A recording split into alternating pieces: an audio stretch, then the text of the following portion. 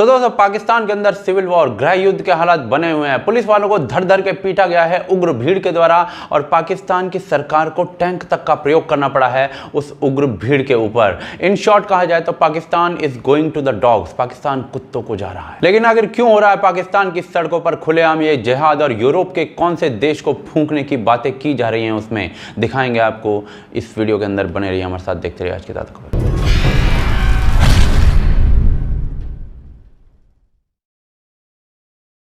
तो दोस्तों पाकिस्तान के इंटीरियर मिनिस्टर एमएमएस कांड वाले शेख राशिद अहमद ने एक बयान जारी किया जिसके अंदर उन्होंने पाकिस्तान के एक संगठन तहरीक-ए-लब्बीक पाकिस्तान को बैन करने का एक निर्णय दिया। लेकिन क्यों? क्योंकि पाकिस्तान के अंदर एक कानून है जिसको एंटी टेरर लॉ कहा जाता है और इस कानून के अंतर्गत इस ऑर्गेनाइजेशन को यह कहते हुए बैन कर दिया गया है कि भाई ये जो लोग हैं वो पाकिस्तान की सड़कों पर आतंक फैला रहे हैं। लेकिन क्या इस बात सच है?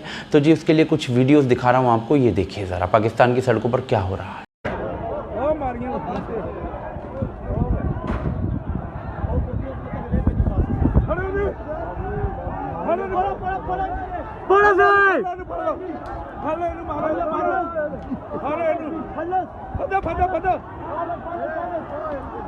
पीछे हो जाओ। बेवकूफ आदमी दस के तो टोल के होता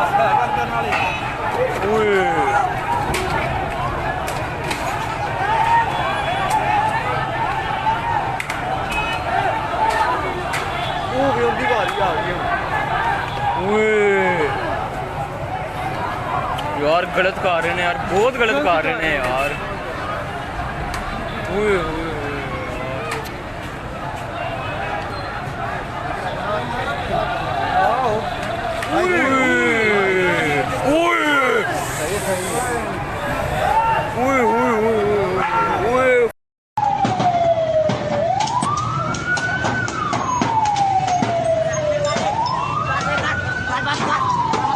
इमरान खान ने भी इस बैन को सही बताया क्योंकि पाकिस्तान की सड़कों पर पिछले कुछ दिनों से कांड चल रहे थे। 2 से ज़्यादा पुलिस वाले मारे जा चुके थे और 340 से ज़्यादा तो बुरी तरीके से जख्मी हो चुके थे, घायल हो चुके थे। अब ये जो एमएमएस कांड वाले जो मिनिस्टर हैं, इंटीरियर मिनिस्टर शेख राशिद अहमद, इन्होंने बयान जारी किया कि भाई हमने ये जो तहरीक-ए-लब्बीक है जो ये सारा कांड कर रही है सड़कों पर, इसको लास्ट मिनट तक हमने मनाने की कोशिश की है लेकिन ये लोग मान ही नहीं। ये लोग तो इस्लामाबाद में घुसने के लिए तैयार बैठे हैं और अब सवाल आ जाता है कि ऐसा ये क्यों कर रहे हैं। तो जी पाकिस्तान के अंदर ये जो कांड चल रहा है पाकिस्तान की सड़कों पर, इसे तहरीक-ए-लब्बीक के पाकिस्तान जो है वो अंजाम दे रही है। और क्यों दे रही है? क्योंकि इनका जो लीडर है साद हुसैन रिजवी, इसको गिरफ्तार कर लिया गया है पाकिस्तान की सरकार के द्वारा और इनकी डिमांड है कि उसको छोड़ दिया जाए। दूसरी एक और डिमांड ये है कि पाकिस्तान के अंदर से फ्रांस का जो एम्बेसडर है उसको निकाल कर फेंक दिया जाए। लेकिन क्यों? क्योंकि पिछले साल भाई फ्रांस के अंदर जो है वो इस्लाम का क्रिटिसिज्म हुआ था और जो प्रॉफिट के कार्टून्स बनाए गए थे उनको freedom of speech and expression कह दिया गया था फ्रांस की सरकार के द्वारा। तो इसलिए कदम उठाने के लिए कहा जा रहा है। 14 नवंबर 2020 को पाकिस्तानी पुलिस और तहरीक-ए-लब्बीक के जो लोग थे उनके अंदर इतनी वायलेंट भिड़ंत हुई कि पाकिस्तानी सरकार उनके सामने झुक गई और उसी दिन से जो डिमांड रखी गई थी कि भाई फ्रांस के एम्बेसडर को 3 महीनों के अंदर भगा दिया जाए और हमारे जितने भी लोग अरेस्ट किए गए हैं उनको छोड़ दिया जाए। और पाकिस्तानी एम्बेसडर जो है फ्रांस के अंदर वो भी वहां पर फ्रांस में नहीं रहेगा।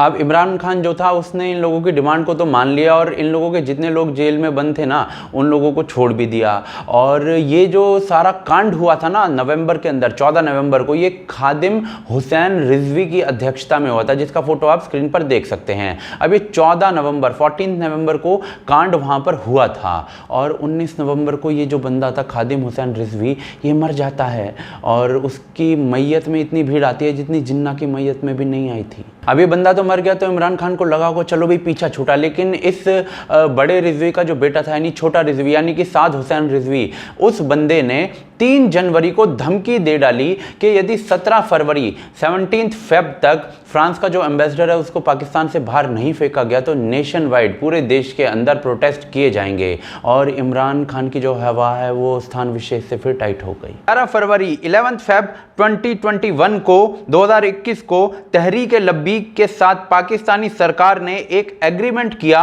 कि 20 अप्रैल को हम फ्रांस के राजदूत वाले मुद्दे को पार्लियामेंट में रखेंगे। और इमरान खान बोले कि भाई मैंने ये जो प्रॉफिट वाला जो मुद्दा है ना, इसको इंटरनेशनल प्लेटफॉर्म पर उठाया है, तो मुझ पर यकीन रखिए। ये बात सच है कि इमरान खान ने ये जो मुद्दा है वो इंटरनेशनल प्लेटफॉर्म पर उठाया था, लेकिन जो इमरान खान ने इन तहरीक वालों को प्रॉमिस किया था कि भाई अप्रैल आते आते हम जो करने वाले हैं पार्लियामेंट में मुद्दा रखने वाले हैं, ऐसा कुछ भी नहीं हुआ। तो जी इसके बाद 11 अप्रैल 2021 आ जाती है और साद हुसैन रिजवी जो है तहरीक लब्बीक का जो अब चीफ है, उसने अपने सपोर्टर से कहा कि भाई सरकार के खिलाफ सड़क पर आ जाओ और सरकार को उसकी औकात दिखा दो।